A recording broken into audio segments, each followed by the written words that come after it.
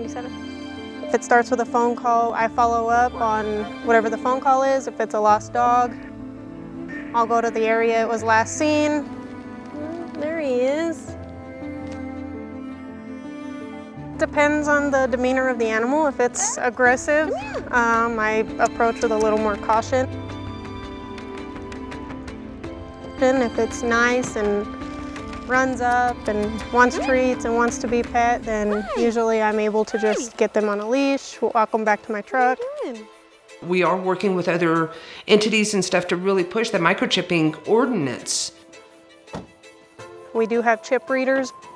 Just a very helpful way to identify animals. So when we come across them, use the scanner to scan from the back of the neck down. I push a button, hold it, and usually the number pops up within about a second. Hey, I just found a dog out here in Little Creek. Can you run a number? I sent you a picture of it. With that number, there's an address, phone number, owner's name, the dog's information. Okay, yeah, I've got it. Give me 1 second and I'll put it in. I do have him in my system.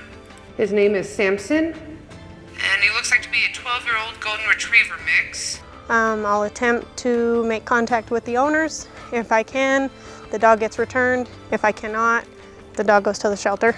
We're getting more animals home quicker just by having microchips than anything else. Come on.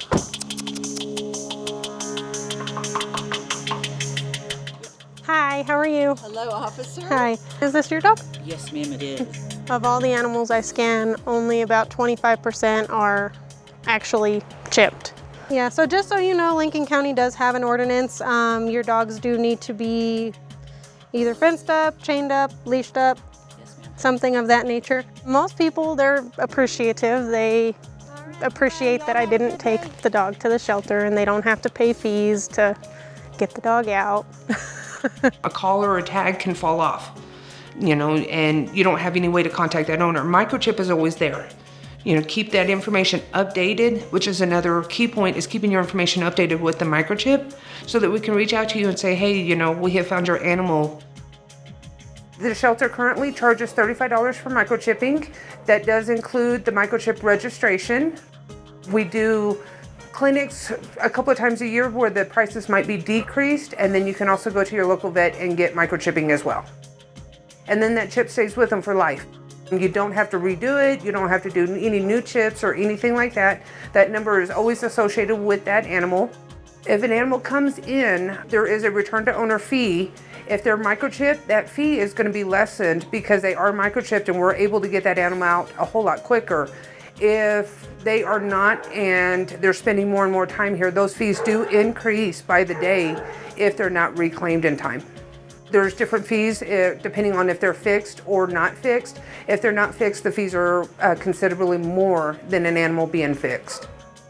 The nice thing is that we're seeing the numbers go down, which is great. It's helped out a lot. It's alleviated the staff and the volunteers a little bit more with less animals, which in turn, the less animals you have, the more one-on-one time you can have with the ones that do come in.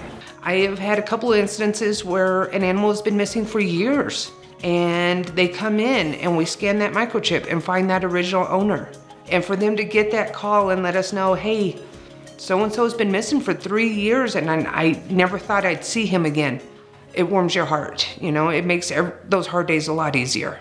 So when you don't get your animals microchipped, they end up out here at the Lincoln County Humane Society, as well as a burden on the agency and resources. So make sure you get your animals chipped.